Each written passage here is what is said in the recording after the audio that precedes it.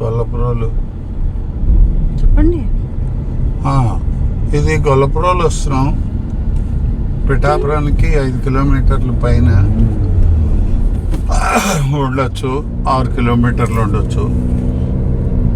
మనం పిఠాపురం దాటి టోల్గేట్ దాటి గొల్లపురోలుకేసి వెళ్తున్నాం. గొల్లపురోలు అనేది ఒకప్పుడు చాలా పెద్ద పేరు. మీకు పిఠాపురం కూడా ఒక పెద్ద పేరు, అది దాంతో పాటే చెప్తాను. పిఠాపురం అనేది సామర్లకోట డక్కన్ షుగర్స్ అంటే ప్యారీ కంపెనీ వాళ్ళు ఎప్పుడో బ్రిటిష్ వాళ్ళ టైంలో పెట్టింది. అదే టైంలో రాజుగారు కూడా, పిఠాపురం రాజావారు కూడా వారి ఆధ్వర్యంలో కిర్లంపూడి రాణి గారు వాళ్ళు కూడా ఇక్కడ షుగర్ ఫ్యాక్టరీ పిఠాపురంలో పెట్టారు. ఆ పెట్టిన దాన్ని ప్రాచుర్యం బాగా ఉంది. తర్వాత డక్కన్ షుగర్స్ ప్యారీ కంపెనీ వాళ్ళు అమ్మేశారు.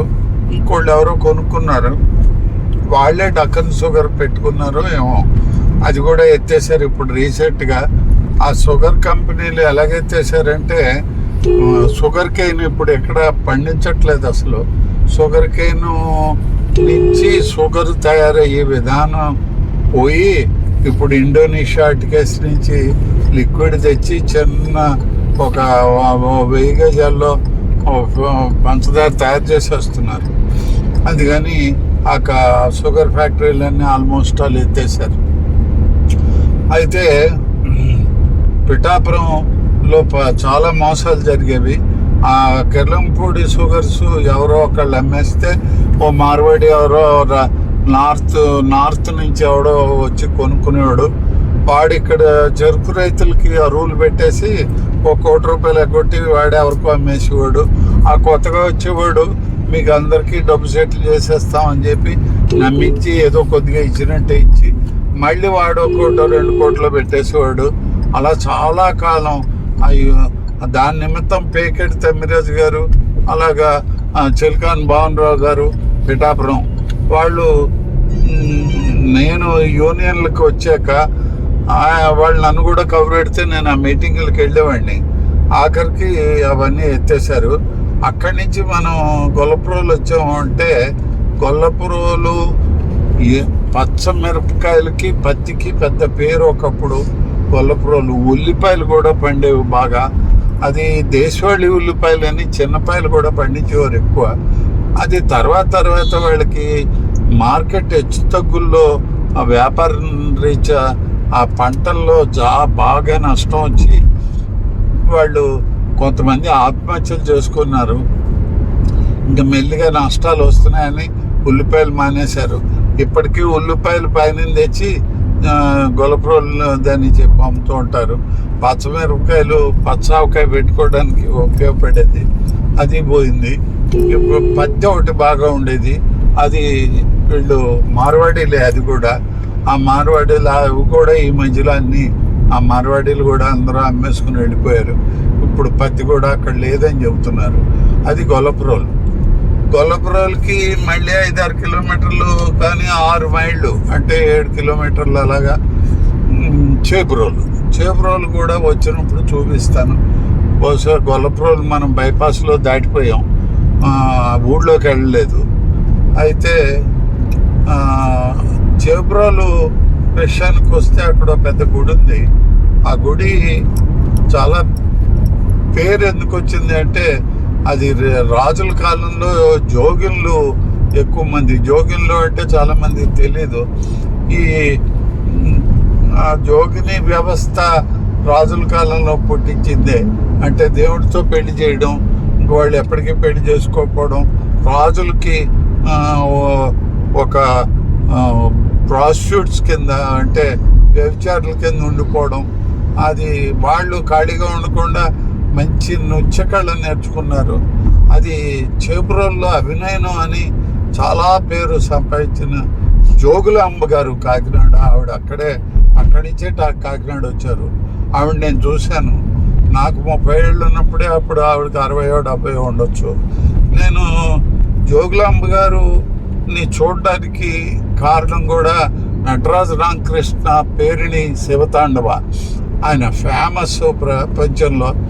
అందులో ఇండియాలో రాజుల దగ్గర ఆస్థాన విద్వాంసుడు చాలా కాలం. అలాగే ఆంధ్ర కళా పరిషత్తుకు కూడా ఆయనే ఎక్కువ కాలం ఉన్నాడు. నాట్య వాటికి కూడా ఆయనే ఉన్నాడు. ఆయన వాల్యూమ్స్ నా దగ్గర 14 వాల్యూమ్స్ ఆయన రాసినవి నా దగ్గర ఉన్నాయి. ఆయన నన్ను అస్తమానం చేబ్రోలు తీసుకొచ్చేవారు. వాళ్ళతో చర్చలు చేసి అవన్నీ పుస్తకాలు రాసేవారు ఆయన. ఆ చేబ్రోలు ఇంకొందుకు ఏంటంటే, చేబ్రోల్లోనూ ఈ కాపులు వెలవలు అనుకుంటాను వాళ్ళు ఒకళ్ళనొకళ్ళు చంపుకునేవారు. అది ఎక్కువ హత్యలు ఒకళ్ళకొకళ్ళు జరిగేవి. ఆ జరిగే టైంలో పైడా ఆండాళ్ళమ్మ కాలేజీ ప్రిన్సిపాల్, ఒక ఆయన ఆర్ట్స్ కాలేజీ ప్రిన్సిపాల్ సత్యనారాయణ గారు ఎక్కువ శ్రద్ధ తీసుకున్నారు. ఆయన నన్ను కూడా తీసుకెళ్ళారు 2 సార్లు 3 సార్లు. మేము వాళ్ళతో చర్చలు జరిపి కుల విభేదాలు పెట్టుకోకండి, చంపుకోకండి అని చాలా క్లాసులు, కౌన్సిలింగ్లు వాళ్ళకి చెప్పడం జరిగేది. మనం ఆ గొల్లపురాలు కూడా దాటుతున్నాం అనుకుంటాను. ఇది బైపాస్ కాబట్టి కొంచెం ఊళ్ళు తగలవు. ఆ చేబ్రోల్లో గొప్ప విషయం ఏంటంటే, ఎప్పుడు 50-60 ఏళ్ల క్రితమే ఆ గుడికి చేర్చి ఓ పెద్ద నీళ్ళ ట్యాంక్ 4 అడుగులు ఎత్తు గోడలు కట్టేసి, చాలా పెద్దది నేల మీదకే, ఆ నీళ్ళు అందులోకి తోడేస్తే ఊళ్ళో వాళ్ళందరూ కూడా, కావిళ్ళంటే చాలామంది తెలియపోవచ్చు, తాళ్లతోటి ఒక వెదురు బద్ద భుజానికి తగిలించుకుని అటు ఇటు బింది తాళ్ళ ఉట్టులు వాటిలో పెట్టి దాని పళంగా ఆ ట్యాంక్లో ముంచుకుని ఊరంతా ఎవరితో వాళ్ళు నీళ్లు పట్టుకెళ్ళే రోజులు చాలా అద్భుతంగా ఉండేది. ఇలా ముంచు పట్టుకోవడమే. ఆ ట్యాంక్ ఇప్పటికీ ఉంది, ఆ గుడి అది. అందుకని మనం అది గొల్లపురోలు దాటిపోయామా. అది కత్తిపూడి NH మద్రాసు నుంచి కలకత్తాకి మనం ఆ బ్రిడ్జ్ నుంచి క్రాస్ చేస్తున్నాం. అదంతా కత్తిపూడి. ఒకప్పుడు ఏమీ లేదు ఇక్కడ. మామూలు నేషనల్ హైవే అంటే అర్థం ఒక 40-50 అడుగులు రోడ్డు ఉండేది. అంత రోడ్డు కూడా ఎక్కడ ఉండేది కాదు. అదే నేషనల్ హైవే. అది మనం కత్తిపూడి రైలు పట్టాలని దాటే ఫ్లైఓవర్ బ్రిడ్జి దాటి NHలోకి వస్తున్నాం. వచ్చేటప్పుడు ఇక్కడ ఈ కత్తిపూడి ఎక్కువ, ఇంత ముందు కూడా చెప్పాను, మళ్ళీ చెబుతున్నాను, ఇక్కడి నుంచి మొదలెట్టి తుని అలాగా ఆ పైన ఇంకా అలాగా చాలా ప్రాంతాల వరకు, అంటే ముఖ్యంగా నక్కపల్లి లేకపోతే ఎలమంచిల వరకు కూడా కూరలు బాగా పండుతాయి. శంఖవరం ఈ పక్కనే. శంఖవరం అంటే పర్వతాలు. తర్వాత రౌతులపూడి కూడా ఇక్కడికి దగ్గరే, ఈ పక్కనే. మనం లెఫ్ట్కి దోవమ్మంట ఓ రోడ్డు ఉంటుంది, ఆ రోడ్డుని వెళ్ళాలి. రౌతులపూడికి ఆర్ నారాయణమూర్తి, విప్లవ సినిమాలు తీసే ఆర్ నారాయణమూర్తి రౌతులపూడే. నాకెప్పుడో తను బిఏ మహారాణి కాలేజీ పెద్దాపురంలో చదువుకునేటప్పుడు, తను ఫస్ట్ ఇయర్ సెకండ్ ఇయర్లోనూ ఉండేటప్పుడు నాకు పరిచయం అయ్యాడు. తర్వాత సినిమాలకి వెళ్ళిపోయి డిగ్రీ అయ్యాక అనుకుంటాను, వెళ్ళిపోయాక తర్వాత మళ్ళీ వచ్చి మా దగ్గర బియ్యం అది పట్టుకెళ్ళినట్టు నాకు గుర్తు. అంటే అక్కడ చాలా కష్టపడి పైకి వచ్చాడు. ఇప్పటికీ అప్పుడు నేను చూసిన దాన్ని బట్టి ఇప్పటి వరకు అంత సింపుల్గా, అంత ఖచ్చితంగా నిజాయితీగా ఉంటాడని నేను అనుకోలేదు. భేషజాలు లేకుండా చాలా గొప్పగా ఉన్నాడు. నాకట ఉంటాయి 65 ఎంతో ఉండొచ్చేమో అనుకుంటున్నాను. నాకంటే చిన్నవాడే. అది మాకు రైస్ మిల్లు, నాకు వాటా ఉండేది. అక్కడికి వచ్చి మద్రాసు రైసు పట్టుకెళ్ళేవాడు. అప్పుడు రైసు చాలా అవసరం. పట్టుకెళ్ళి ఉచితంగానే ఇచ్చేవాళ్ళం. కష్టపడుతున్నాడు. దాసరి నారాయణరావు దగ్గరే ఉండేవాడు. అయితే ఆ తర్వాత ఇంక నాకు పరిచయం లేదు. మనం హైవేలో తునివేంపు వెళ్ళిపోతున్నాం, అంటే అన్నవరం దాటాక తుని. మనం దీని తర్వాత బెండపూడి వస్తుంది. ఈ బెండపూడి ప్రాచుర్యం చాలా ఉంది. అది బెండపూడి అంటే చెన్నారెడ్డి సీఎంగా ఉన్నప్పుడు, మినిస్టర్గా ఉన్నప్పుడు కూడా బెండపూడి విశ్రాంతి విలేజ్ అని పెద్ద పేరు ఉండేది. మరి ఎవరు ఉండేవారో ఇక్కడ బెండపూడి మంగయ్యమ్మ అని పెద్ద హత్య కేసు ప్రకంపనం అయిపోయింది ఆ రోజుల్లో. బెండపూడి మంగయ్యమ్మ ఆవిడ కుటుంబ సభ్యులు ఎవరినో హత్య చేసినట్టుగా అది చాలా పెద్ద గొడవలు అయిపోయాయి. అది కాక బెండపూడికి ఇంకో ప్రాధాన్యం ఏంటంటే అక్కడ సాధువు గారు ఉండేవారు ఒక 50-60 ఏళ్ళ క్రితం. నేను ఆయన్ని చూశాను. ఆయన అల్లూరి సీతారామరాజు ఇప్పుడు సాధువు రూపంలో ఏమి అన్నీ వదిలేసి ఇక్కడ బెండపూడిలో ఉన్నాడని ప్రచారం చేశారు. అది పచ్చాబద్ధం. అల్లూరి సీతారామరాజు గారు చనిపోవడం నిజం. అది దానికి నేను అర్హుడిగా చెప్పడానికి. మా అమ్మగారు ఆవిడ 90 ఏళ్ళు దగ్గర బతికారు. ఆవిడ నర్సీపట్నం వెళ్ళినప్పుడు నర్సీపట్నం వెళ్ళినప్పుడు అల్లూరి సీతారామరాజు గారి ఏజెంటు ఒక ఆయన సత్యనారాయణ గారు అని ఆయన ఉండేవారట. ఆయన నేను చూశాను. ఆయన కూడా నాకు 20 ఏళ్ళు ఉన్నప్పుడు కూడా ఆయనకు 60 ఎంతో ఉంటాయి. ఆయన్ని చూశాను. ఆయన ఇక్కడ ఇన్ఫర్మేషన్లు ఎప్పటికప్పుడు అల్లూరి సీతారామరాజు గారికి చేరవేసేవాడని చెబుతారు. ఆ సత్యనారాయణ గారి ఇంటి పేరు గుర్తు రావట్లేదు. ఆయనది మా ఇంట్లో కూడా అద్దెకుండేవారు, రామరావుపేట, కాకినాడ. అయితే ఆయన కొడుకు పేరు కూడా సత్యనారాయణే. వాడు నేను చదువుకున్నాం. వాడు మళ్ళీ వైజాగ్లో నేను కలిసి తిరిగేవాళ్ళం. ఈ దూరంగా కేడీపేట అంటే కృష్ణదేవిపేట అలా నర్సీపట్నం మీద నుంచి కేడీపేట తీసుకెళ్ళి సత్యనారాయణ గారు మా అమ్మకి దూరంగా అల్లూరి సీతారామరాజు గారు ఆ నది పాయ ఏదో ఉంటే ఒక ఏరు, ఆ పాయమ్మటి వెళ్ళిపోతుంటే చూపించారు అని మా అమ్మ చెప్పింది. మా అమ్మగారు అల్లూరి సీతారామరాజు గారిని చూశారు. ఆయన ఇంటి పేరు మర్చిపోవడం, మళ్ళీ ఇంకో రోజు ఆయన ఇంటి పేరు గుర్తు చేసుకుని మళ్ళీ ఇదే విషయం చెప్తాను. ఈ ఎడం పక్కన ఒక కొండ ఉంది, దాని మీద కాటేజీలు కనిపిస్తున్నాయి. బాగా డెవలప్ చేశారు ఆ కొండ. ఆ పొడికి మీకు ఇంకో విషయం చెప్పాలి. ఈ మద్రాసు నుంచి ఆల్మోస్ట్ ఈ కలకత్తా వరకు కూడా వీటిని ఏమంటారంటే ఎడం చేతి పక్కన తూర్పు కనుమలు అంటారు.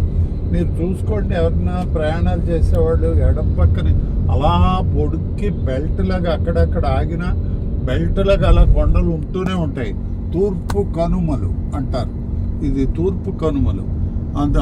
అది పుష్కలంగా ఇక్కడ అన్నవరానికి బాగా ఉన్నాయి. ఆ అన్నవరంలో మీరు ఇంకా ఎంత డెవలప్ చేసినా ఇక్కడ కూడా వెంకటేశ్వర స్వామిని కూడా పెట్టేస్తే అన్ని కాటేజీలు ఉన్నాయి. ఇవి కూడా ఎవరైనా దుబ్బేస్తారేమో, ఎవరైనా ఓ వాచ్మెన్ని పెట్టాలి. పెడితే కొంచెం రక్షించుకోవచ్చేమో. సత్యదేవుని సన్నిధికి మార్గం ఇది అన్నవరం. ఒకప్పుడు ఇలా కిక్కిర్చిపోయి ఇంతంత రోడ్లు ఉండేవి కావు. అన్ని ఏడాపేడ అన్ని దుకాణాలే.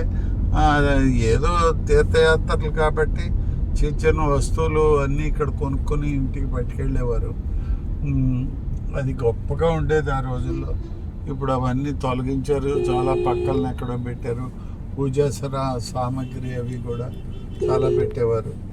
ఇప్పుడు మనం ఇక్కడ ఆగింది ఎక్కేటప్పుడు చిన్న ఘాటు ఉంటుంది. అది దాని ఇక్కడ ఉంది మందిరం, ముఖద్వారం ఇది. మనం ఇది కిందే ఇది. ఆయన ఎవరు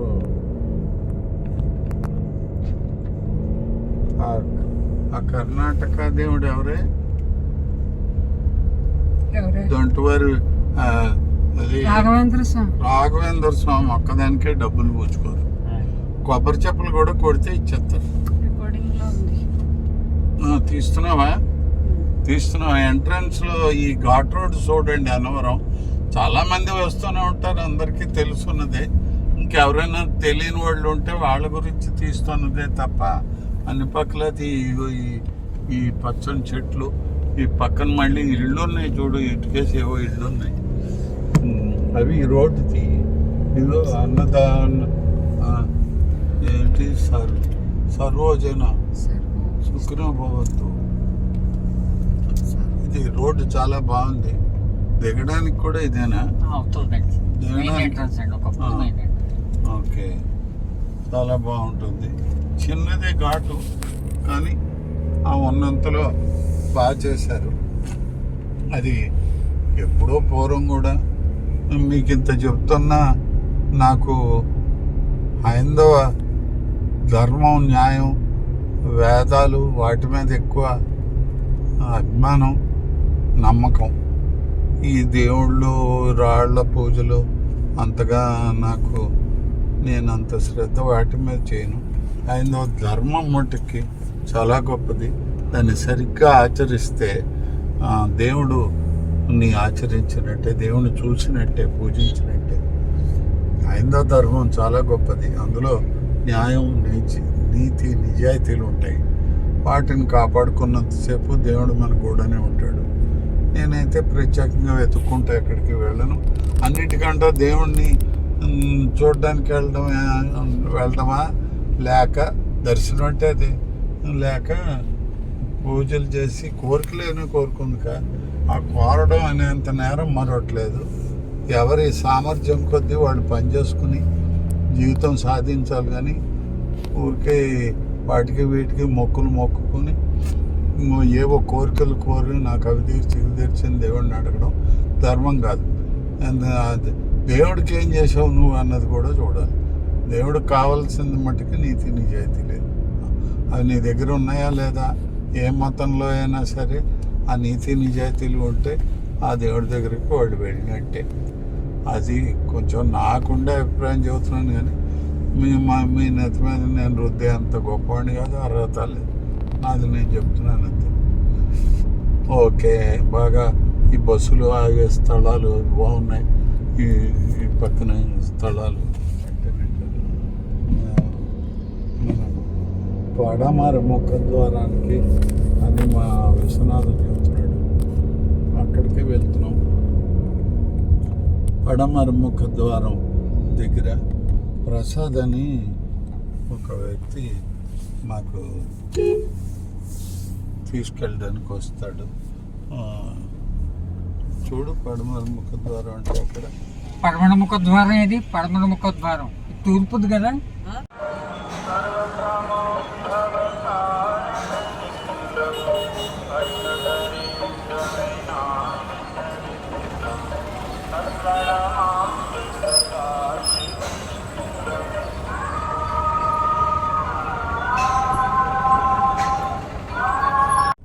అదే ఈ అన్నవరం దేవస్థానం గోపురం చూపిస్తున్నాం. ఇక్కడ మా కుటుంబం, మా విశ్వనాథం అందరిది దర్శనం అయిపోయింది, భోజనం అయిపోయింది. ఇప్పుడు కింద దిగి తిరిగి జల్లూరు ప్రయాణం కొడుతున్నాం. Okay, right, thank you. గోడకి కొండ చర్యలు పెట్టారు. ఆ గోడ కూలిపోవడం ఖాయం. మళ్ళీ వేరే కాంట్రాక్ట్లు ఇచ్చి డబ్బులు బాగా దండుకుంటారు. ఈ ముందు పోని ఈ కొండ చర్యలు చూడండి. ఆ గోడకి ఈ చర్యకి గ్యాప్ ఎక్కువ లేదు. ఎక్కువ కొండ చర్య గ్యాప్ ఉండాలి, ఉంటే అప్పుడు కరగదు. ఇది కరెక్ట్గా కింద నుంచి కొట్టుకుంటూ వచ్చేసారు. ఇవన్నీ క్రేపర్లు. ఇదిగో మనం కింద దిగిపోతున్నాం. అటుకేసి కొండలు చూడండి, అవి తూర్పు కనుమలే. ఇది ఎక్కడి వరకు ఉంటుందంటే కుతుబుద్దీన్ అనే వ్యక్తి దగ్గర నుంచి ఎప్పుడో కుతుబుద్దీన్ యుద్ధాలు అప్పటి నుంచి తూర్పు కనుమలు ఉన్నాయి, అవి చెడిపోలేదు. ఈ కనుమలు బెంగాల్ వరకు, కలకత్తా వరకు ఉంటాయి. ఇదిగో ఇలా కిందకి దిగుతాం, ఇలాగా పైకి ఇంకో మార్గం. ఇదిగో పంపా నది చూడండి, ఇగో ఈ పక్కన ఇదిగో పంపా నది అంటారు. ఇది ఒక దాని ఇది కూడా చాలా ఇందులో బోటు యాత్ర కూడా ఉండేది. వేసవకాలం బహుశా ఉండదు నీరు, ఇప్పుడు వచ్చాయి. ఇదిగో ఇది చూడు, గోవింద లక్ష్మీ సమేత గోవింద. ఇదిగో ఈ పక్కన భవంతి ఉంది, ఇది ఏంటో మనకు తెలీదు. ఇది టాయిలెట్ సదుపాయాలు అవి ఏవో బహుశా ఈ యాత్రికులుగా అయి ఉంటుంది. ఎడాబెడ గోడలు బాగా కట్టారు, ఇది చాలా అవసరం. అది ఇటు పక్క చూపించు మళ్ళీ పంపాని.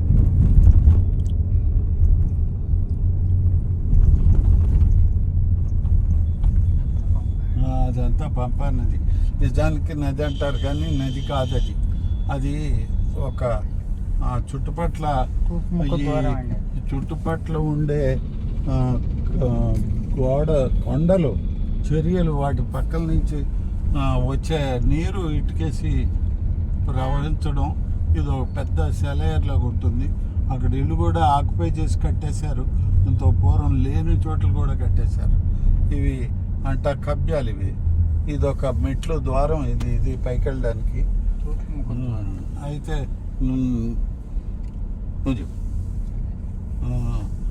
అలాగా అన్నీ చూడు, అన్నీ బాగున్నాయి. ఈ పక్కన మళ్ళీ కనిపిస్తుంది పంపా నది. ఆ పక్కన బిల్డింగ్లు అవి కలిపి ఉన్నాయి. అన్నవరం దేవస్థానం. భోజనం గురించి ఒకసారి చెప్పాలి. ఎక్కువ గబగబా వడ్డించేస్తున్నారు. ఆ వడ్డించేతోటి కొసరి వడ్డించట్లేదు. పెద్ద పెద్ద ప్లేట్లలోటి ఎక్కువ పడేసి వస్తున్నారు. అది చిన్నపిల్లలైనా పెద్దవాళ్ళైనా వదిలేసిపోతున్నారు. అక్కడ పనిచేసే వాళ్ళకి పట్టదు, మేనేజ్ చేసే వాళ్ళకి పట్టదు. మూడంత అన్నం పోతుంది. తర్వాత పోపులు సరిగ్గా లేక, ఉప్పు కారాలు సరిగ్గా లేక, పప్పు ఒకటి బాగుంది, కొబ్బరికాయ పచ్చడి ఈవేళ బాగానే ఉంది, సాంబారు ఉప్పు అది వేసారు కాబట్టి కాస్త బాగుంది. దాంట్లో పోపు లేదు, ఏ రకమైన శ్రద్ధ తీసుకోలేదు. అన్నం ఉడకాలి. మేము అన్నదానం చేస్తున్నాం అని గొప్పలు చెప్పద్దు. అన్నం ఉడకపోతే మీరు అనారోగ్యాన్ని వచ్చిన భక్తులకి ఇస్తున్నారు. వాళ్ళు మీకు హుండీలో డబ్బులు ఇస్తే మీరు జబ్బులు ఇస్తున్నారు. అందుకని ఆ జాగ్రత్తలు తీసుకోవాలి. అన్నం చివుడిపోయినా పర్లేదు, అంతేగాని అంత మేకుల్లో ఉండకూడదు. ఆఖరికి అన్నం మొతగ్గా ఉన్నా పర్వాలేదు, మొతగ బియ్యంతో అన్నం పెట్టినా పర్వాలేదు. తక్కువ వడ్డించాలి, మళ్ళీ రావాలి. లేకపోతే రాసులు అన్నాలు వదిలేసిపోతున్నారు. ఇది మా ఖర్చు ఎక్కువైపోయిందని మీరు ఆ దేవస్థానం చెబుతోంది. తప్పు. పొదుపు కావాలి. విరాళాలన్నీ తీసుకున్నా ప్రయోజనం ఏం లేదు. ఇదిగో ఇవి వేళ్ళు తీవే. అయ్యా, నీకు కొంత ఉండాలి. నేను మాట్లాడేస్తూ ఉంటాను, నువ్వు కొంత ఉండాలి. మళ్ళీ పంపా నది చూపించు. పంపా నదికి గేట్లు, షట్టర్లు ఉన్నాయి. ఈ పంపా నది మీద కొన్ని వందల ఎకరాలు బహుశా కల్టివేషన్ జరుగుతుంది, అంటే వ్యవసాయం జరుగుతుంది. దానికి ఒక సులుయిస్ అని లేక గేట్లు, నీళ్ళు వదలడానికి గేట్లు, అవి రిజర్వాయర్ అవి ఉన్నాయి. అన్నవరం